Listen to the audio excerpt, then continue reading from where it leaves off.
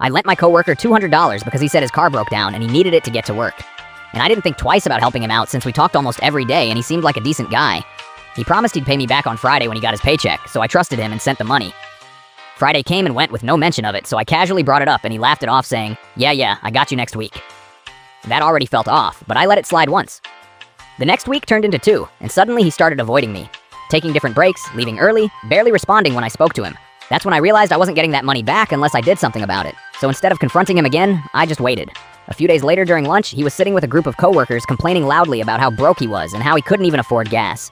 That was my moment. I walked over, smiled, and said, "Hey man, since you're talking about money, can you send me back that $200 you borrowed for your car?" The entire table went quiet. He looked shocked, like he didn't expect me to say it out loud. He tried to laugh it off again, but this time people were actually listening. One of our coworkers even said, "Wait, you borrowed money and didn't pay him back?" Now he was cornered. He pulled out his phone right there and sent me $50, saying he'd send the rest soon. I nodded and said, "Appreciate it, I'll remind you next lunch if needed." After that, he avoided me even more, but every few days I'd casually bring it up. Always around other people, always calm, never aggressive. Within 2 weeks, I had the full $200 back. He stopped talking to me completely after that, which honestly worked out perfectly. I didn't lose money, and I learned something important. Some people don't respond to kindness, they respond to accountability. Especially when there's an audience.